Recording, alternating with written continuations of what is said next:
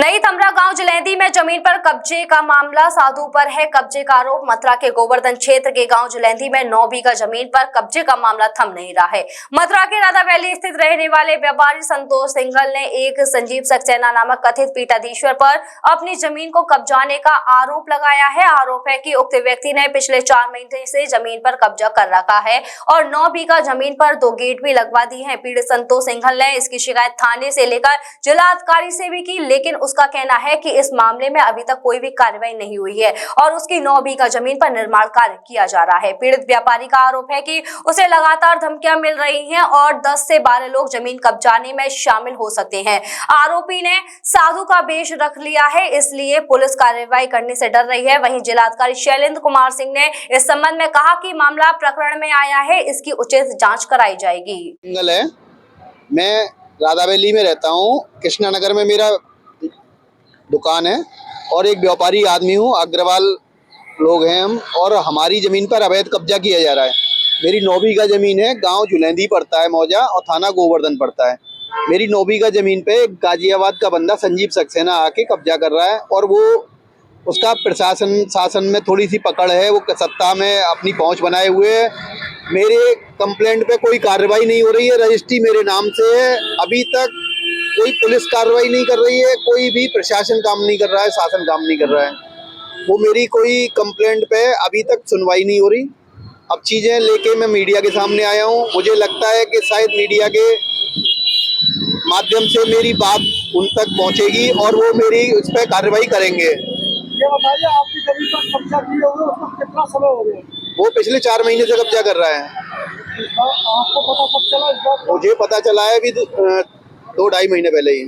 उसके बाद में आपने शिकायतें मैंने सारी जगह कर दी, गोवर्धन थाने में भी कर दी, सीओ साहब से भी कर दी है, कप्तान साहब से भी कर दी, एसडीएम साहब से, डीएम साहब से, सबसे शिकायत कर चुका हूँ। डीएम साहब का इस प्रकरण में क्या कहना? डीएम साहब कहते हैं कि देखते हैं, जांच करवाते हैं। अभी तक कोई इस पर कार्रवाई नहीं हो रही है, ना उसका काम रुका है, ना कोई उस पर उंगली उठा रहा है, क्योंकि वो पीठाधीश्वर बना हुआ है। वो कहता है कि मैं चित्रगुप्त पीठाधीश्वर हूँ और मेरे ऊपर कोई कार्रवाई नहीं कर सकता।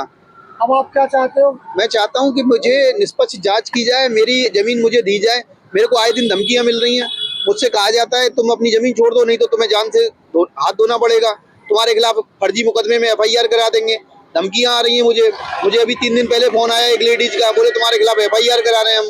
हमारी पकड़ है शासन में, पुलिस हमारे इशारों पर चलती है। कितने लोग इन्वॉल्व हैं इस प्रकरण में? 10-12 लोग हैं, जो 10-12 लोग उसका साथ दे रहे हैं। लगातार धमकी आ रही है, किस नंबर से द्वारा आ रही है? हाँ, वो नंबर है, 1-2 नंबर है, उनसे आ रही हैं। नंबर मेरे को मोबाइल में देखना पड़ेगा, वो मैं बता दूंगा नंबर। और उसके बाद भी वैसी धमकियां आ रही हैं, लोगों के द्वारा आ रही हैं, बोल रहे हैं कि तुम्हारे खिलाफ मुकदमा होगा और तुम्हें मुकदमे में फंसा देंगे, झूठे मुकदमे में। इस तरह की शिकायत की आपने? इस चीज की सारी शिकायतें कर चुका हूँ, लेकिन कोई कार्रवाई अभी हो नहीं रही है। या तो इस वजह से नहीं हो रही, सब लोग उससे डरे हुए हैं। संजीव सक्सेना ने बाबा जी का भेष रख लिया है। अब भेष रखने की वजह से लोग उससे सोच रहे हैं कि उसमें कहीं हमारे को दिक्कत ना हो जाए। बाबा जी की सरकार है। अरे बाबा जी की सरकार, हम ये कहते हैं, अगर मान के चलो मुख्यमंत्री योगी आदित्यनाथ जी कहते हैं भूमाफियाओं के खिलाफ अभियान चल रहा है, क्या बाबा जी का चोला बांध के और वो भूमाफिया काम करता रहेगा, पुलिस प्रशासन सोया रहेगा? कितने कीमत की जमीन होगी आपकी? मेरी 4 करोड़ रुपए की जमीन है। और दी आपने? मैंने ली है ये अभी 4 महीने पहले। 4 महीने पहले? हाँ जी, आपकी है? हाँ, मेरा सौदा। जमीन ली हो, पहले से डिस्प्यूट हो उसके बाद? नहीं, कोई डिस्प्यूट नहीं। मेरा उससे सौदा हुआ था करीब 8 महीने पहले। 4 महीने पहले मेरी रजिस्ट्री हो गई और रजिस्ट्री कराने के बाद जब मैंने देखा है तो ये चीजें अपनी जमीन पे काम कर रहा था। ये इसकी जमीन पीछे थी, पीछे किसी और की जमीन पे अपना वो बना रहा था मंदिर और चित्रगुप्त का आश्रम। अब इसने पूरी जमीन पे कब्जा कर लिया है, एक साथ गेट लगा दिया, रास्ता बंद कर दिया, जबकि फ्रंट पे हमारी जमीन है। आपका कहना है कि मंदिर की आड़ में वो आपकी जमीन बस घेर रहा है। अरे हम कह रहे पीठाधीश्वर बन रहा है, किसी की जमीन घेरेगा क्या? किसी कब्जा करेगा, भूमाफिया बनेगा? योगी सरकार ये तो नहीं कहती बाबा से कि दूसरे की जमीन घेर लो। ये कहाँ का रहने वाला? ये गाजियाबाद का रहने वाला, बाबा नहीं था, 1.5 साल से बाबा बना है। गाजियाबाद का है संजीव सक्सेना। आपका कहने का मतलब है कि बाबा का चोला धारा हाँ, जमीन को बिल्कुल डेफिनेटली यही बात है। देखिए, जहाँ तक भूमाफियाओं का प्रश्न है, निश्चित रूप से वृंदावन मथुरा में ज़मीनों के दाम बढ़े हैं तो लोगों का कहीं ना कहीं उससे एक लालच भी बढ़ा है। कई बार ऐसा देखने में आता है कि एक ही ज़मीन की एक बार से अधिक सौदे हो जाते हैं। कई बार एग्रीमेंट किसी के साथ होता है, विक्रय किसी के साथ लोग कर देते हैं। ऐसे लोगों को हम लोग चिन्हित कर रहे हैं और जो लोग भी इस तरह के संज्ञान में आ रहे हैं उनके खिलाफ जांच करके प्राथमिकी दर्ज कराई जा रही है, कार्रवाई भी की जा रही है।